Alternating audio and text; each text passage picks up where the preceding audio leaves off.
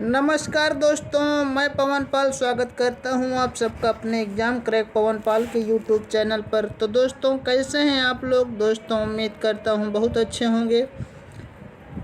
दोस्तों, जैसा कि आप लोग जानते हैं, इस चैनल पर आप लोगों के लिए रेलवे, एसएससी, बैंकिंग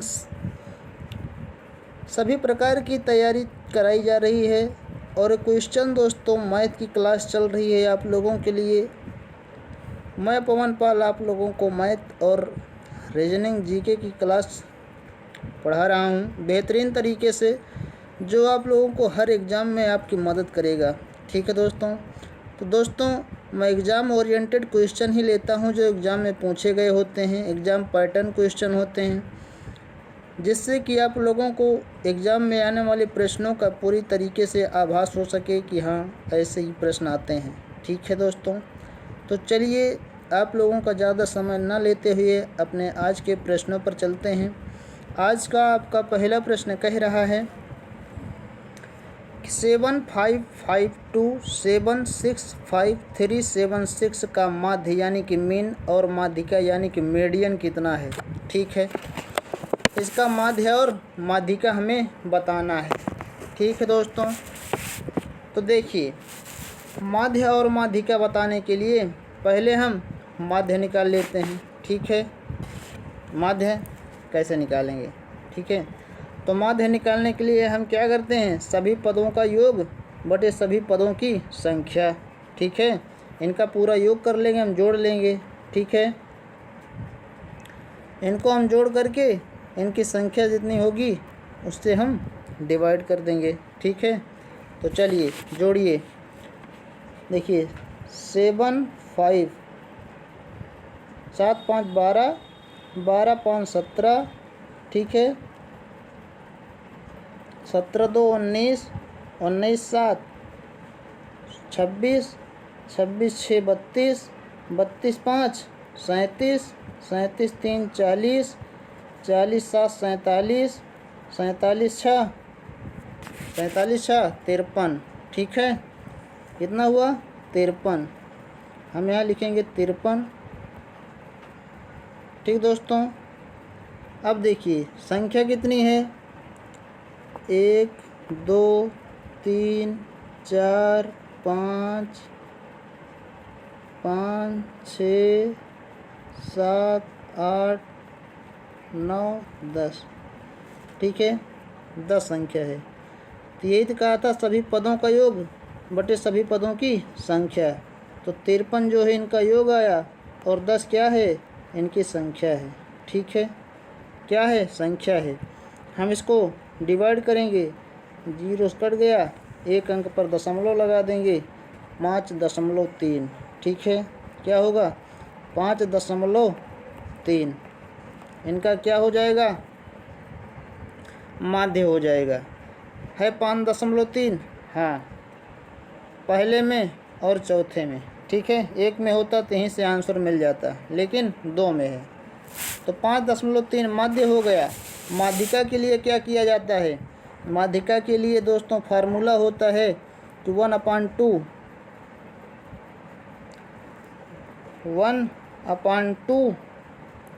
उसके बाद यनवा पद बटा 2, फिर प्लस n/2 प्लस 1। ठीक है, ये फार्मूला होता है अगर पदों की संख्या सम हो तो। ठीक है, तो पदों की संख्या सम है यहाँ पे।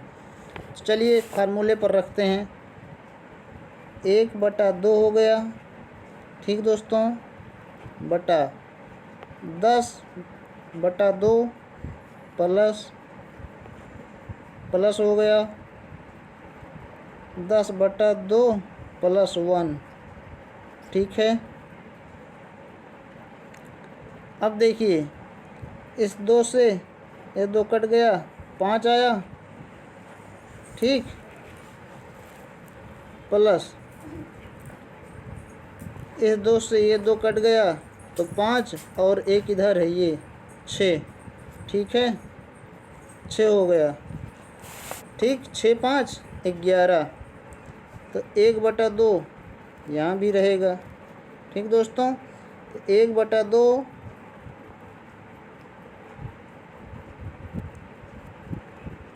1/2 अंडर ब्रैकेट 11। ठीक, अब 11 एक कम 11 हो गया, तो 11/2 आया। 11/2 को हम काटेंगे तो कितना आएगा? 5.5. ठीक है, यही इसका आंसर हो गया। 5.3 और 5.5। ठीक है, समझ में आ गया आप लोगों के? चलिए दोस्तों, आसान भाषा में समझाते हैं जैसा कि सभी को समझ में आ जाए। आपका ऑप्शन नंबर 4 सही हो जाएगा। ठीक है, 5.3 और 5.5। चलिए नेक्स्ट क्वेश्चन पर बढ़ते हैं। अगला क्वेश्चन आपका कह रहा है कि 1.123 प्लस 11.23 प्लस 112.3 बराबर क्या? प्रश्नवाचक चिन्ह। दोस्तों क्वेश्चन बहुत आसान है, लेकिन ये स्टूडेंट्स के बेसिक को जानने की कोशिश करता है कि कितना बेसिक जानता है। ठीक है स्टूडेंट, इस तरीके के क्वेश्चन इसलिए दिए जाते हैं। चलिए सॉल्व करते हैं इसको। लिखेंगे हम 1.123। ठीक है, फिर 11। एक चीज़ ध्यान रखना कि दशमलव के नीचे ही दशमलव रहेगा, बाकी संख्याओं को आगे पीछे चाहे बढ़ रही हैं तो बढ़ने दीजिए। ठीक है, ये नहीं कि यहाँ 1 है तो 11 हम 1 यहाँ लिख दिए फिर 1 यहाँ लिख दिए, ऐसे नहीं, आगे पीछे दशमलव नहीं। दशमलव को उसके ही स्थान पर लगाया जाएगा। जैसे अब 112 है तो हम 112 एक जो है एक के नीचे लिख दें, फिर एक के नीचे लिखते हैं, फिर दशमलव के नीचे 2 लिख दें, फिर 2 के नीचे दशमलव लिख दें। ऐसा नहीं होगा। ठीक है, तभी आपका आंसर करेक्ट आएगा। ठीक दोस्तों, 112.3। ठीक है, इसको क्या करेंगे हम? प्लस कर लेंगे, जोड़ लेंगे। ठीक दोस्तों, चलिए जोड़िए। 3 3 2 5, 3 3 6। ठीक है, 2 1 3 3 3 6। दशमलव लगा दिए। 1 1 2 2 4 हो गया, 2 हो गया, 1 हो गया। 124.653। ठीक है, 124.653 है कहीं? यही आपका आंसर हो जाएगा ऑप्शन नंबर 3 में। ठीक है, 124.653। ठीक है दोस्तों, समझ में आया? चलिए अगले प्रश्न पर बढ़ते हैं। अगला प्रश्न है दोस्तों आपका कि सूर्य अपने बेटे से 25 वर्षों से बड़ा है। ठीक है, सूर्य क्या है? अपने बेटे से 25 वर्षों से बड़ा है। वह 5 वर्षों में अपने बेटे की आयु से 2 गुना बड़ा हो जाएगा। ठीक है, तो 3 वर्षों के बाद सूर्य की आयु कितनी होगी? ठीक है दोस्तों, इस तरीके के क्वेश्चंस को दोस्तों गो थ्रू ऑप्शन से बहुत इजी भाषा में सॉल्व किया जा सकता है। ठीक है, चलिए देखिए, सूर्य अपने बेटे से 25 वर्षों से बड़ा है। ठीक, तो पहला ऑप्शन तो नहीं होगा। ठीक है, क्यों? क्योंकि 25 वर्ष बड़ा है, लेकिन इसमें ये तो 20 वर्ष ही है, 25 से भी कम है। अगर ऐसे क्वेश्चंस हों तो ऑप्शंस जो चुनना है वो क्वेश्चन से ज़्यादा उम्र होनी चाहिए ऑप्शंस की। ठीक है, तो ऐसे में 20 नहीं होगा, 23 नहीं होगा। ठीक दोस्तों, 45 और 48 बचा। अब इसको हम चेक कर लेते हैं। ठीक है, सूर्य अपने बेटे से 25 वर्षों से बड़ा है। ठीक है, वह 5 वर्षों में अपने बेटे की आयु से 2 गुना बड़ा हो जाएगा। तो 3 वर्षों के बाद सूर्य की आयु कितनी होगी? तो ये जो आयु दी गई है दोस्तों, ये 3 वर्षों के बाद की दी गई है। ठीक है, अगर हमें 3 वर्षों के पहले की आयु को देखना है तो हम इसमें से 3 माइनस कर लेंगे। ठीक है, तो 45 को हम देखते हैं, 45 में से 3 माइनस करेंगे तो क्या होगा? 42 होगा। ठीक है, 42 42 होगा। अब 42 में से हम 25 माइनस कर लेंगे, ठीक है। 42 में से 25 माइनस करिए तो उसके बेटे की आयु निकल कर आएगी, ठीक दोस्तों। तो 12 में से 5 गया 7 और 3 में से 2 गया 1, ठीक है। बेटे की आयु 17 वर्ष है, ठीक है। तीसरे ऑप्शन के अनुसार बेटे की आयु 17 वर्ष है, लेकिन कह क्या रहा है कि 5 वर्षों में वह अपने बेटे की आयु से 2 गुना बड़ा हो जाएगा। तो 5 वर्ष में बेटे की आयु कितनी होगी देख लीजिए। 17 5 22 वर्ष बेटे की आयु होगी और 42 5 47 वर्ष जो है पिता की आयु होगी, ठीक है। तो 47 क्या 22 का आधा 47 है? नहीं है, ठीक है। तो इसलिए ऑप्शन तीसरा भी गलत हो जाएगा। अब जब 3 ऑप्शन गलत हो गए हों तो चौथा ऑप्शन दोस्तों सही हो जाता है, ठीक है। कैसे? तो चलिए सॉल्व करके देख लीजिए, ठीक है। सॉल्व करके दिखाते हैं आपको। अब देखिए 48 है चौथा ऑप्शन, ठीक है। कह क्या रहा है कि पिता की आयु सूर्य अपने बेटे की, यानी कि जो सूर्य है वो उसका बेटा जो है सूर्य अपने बेटे से 25 वर्ष बड़ा है, ठीक दोस्तों। कितना बड़ा है? 25 वर्ष। चलिए 3 वर्ष बाद पूछ रहा है, तो 48 में से हम 3 माइनस करेंगे, ठीक है। 48 में से हम 3 माइनस करेंगे, 48 माइनस 3 तो हुआ कितना? 45, ठीक। 45 वर्ष ठीक है, 45 वर्ष हुआ। अब 45 में से हम 25 वर्ष माइनस करेंगे, ठीक है। 25 वर्ष ही तो बड़ा है, तो 25 वर्ष आप माइनस कर लीजिए। 45 माइनस 25 हुआ कितना? 20 वर्ष, ठीक है। तो उसके बेटे की आयु क्या है? 20 वर्ष है, ठीक है। अब देखिए आगे बढ़िए, वह 5 वर्षों में अपने बेटे की आयु से 2 गुना बड़ा हो जाएगा, ठीक है। तो 5 वर्ष बाद बेटे की आयु कितनी होगी? 20 में हम 5 जोड़ देंगे, ठीक है। तो 20 प्लस 5 बराबर 25 वर्ष, और 45 में हम 5 जोड़ देंगे, ठीक है। 45 में अगर हम 5 जोड़ दें, 45 प्लस 5 बराबर 50 वर्ष, ठीक है। तो ये हो गई सूर्य की उम्र और ये हो गई उसके बेटे की उम्र। 5 वर्ष बाद सूर्य की उम्र 50 वर्ष होगी और बेटे की उम्र 25 वर्ष। ऑप्शन सेटिस्फाई हो रहा है कि नहीं? 5 वर्ष बाद पिता की आयु पुत्र की आयु की दुगनी हो रही है कि नहीं हो रही है? हाँ, हो रही है। तो आपका ऑप्शन नंबर 4 सही हो जाएगा, 48, ठीक है। यही ऑप्शन सही हो जाएगा, ठीक है दोस्तों। आया समझ में? चलिए नेक्स्ट क्वेश्चन पर चलते हैं। अगला क्वेश्चन आपका कह रहा है कि के ने एक टेबल को 11,000 में ख़रीदा और 13,500 में बेच दिया, उसका लाभ प्रतिशत में कितना होगा? ठीक है, तो के का जो है दोस्तों वो क्या है?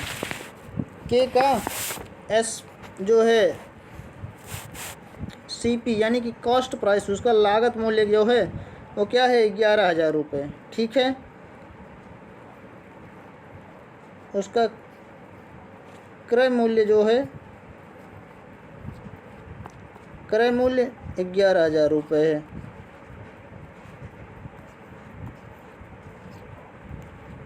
$11,000 और विक्रय मूल्य क्या है?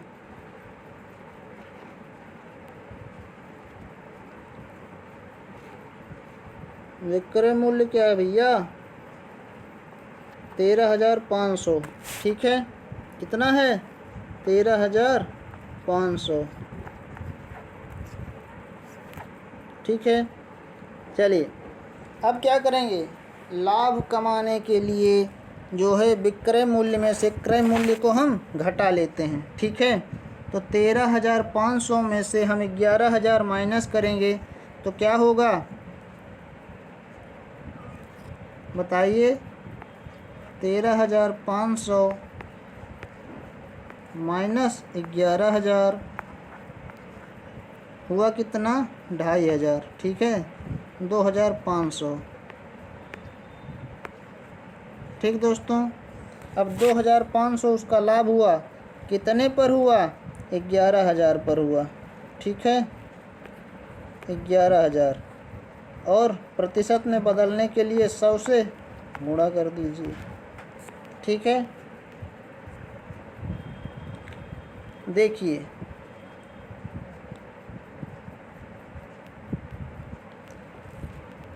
इस जीरो से 2 जीरो कट गया, इधर से इधर कट गया, ठीक है। अब हुआ 250, तो 11 दूना 22, 2 बार गया, 11 दूना 22, 3 25, 30 हुआ।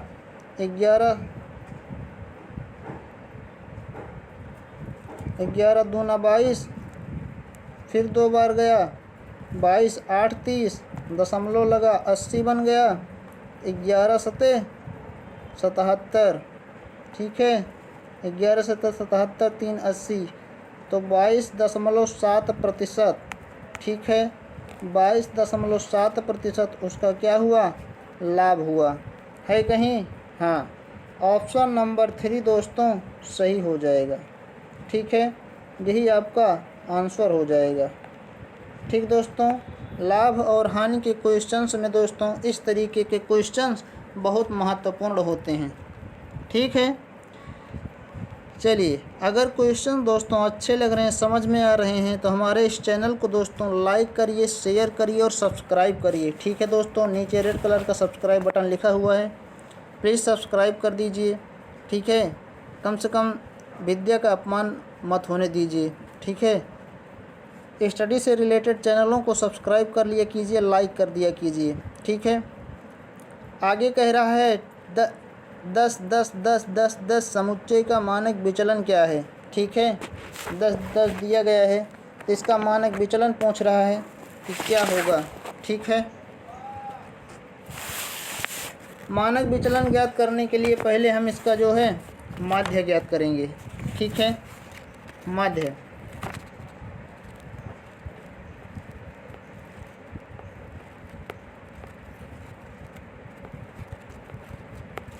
माध्य ज्ञात करेंगे, ठीक है सॉरी।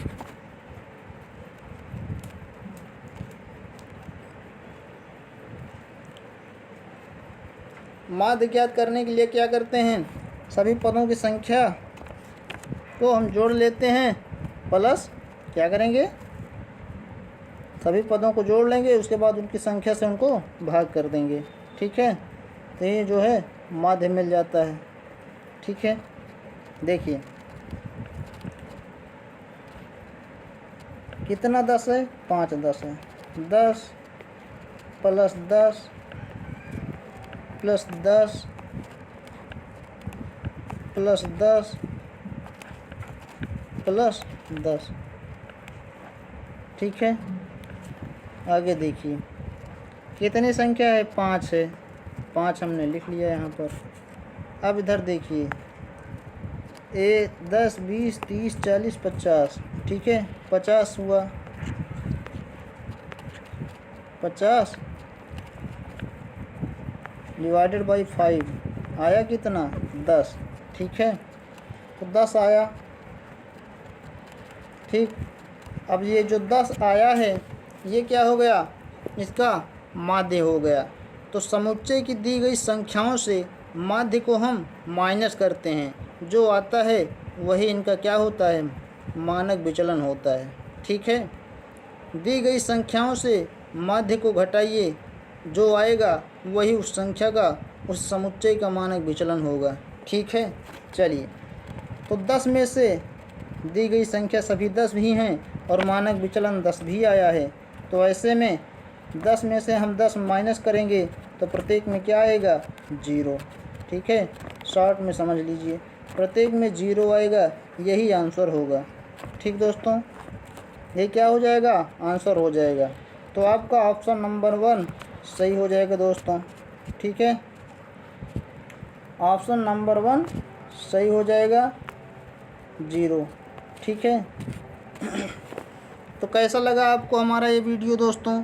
अच्छा लगा हो तो लाइक करिए, शेयर करिए, सब्सक्राइब करिए। मिलेंगे और किसी वीडियो में नेक्स्ट पार्ट में और भी इम्पोर्टेंट प्रश्नों के साथ। तब तक के लिए दीजिए इजाज़त।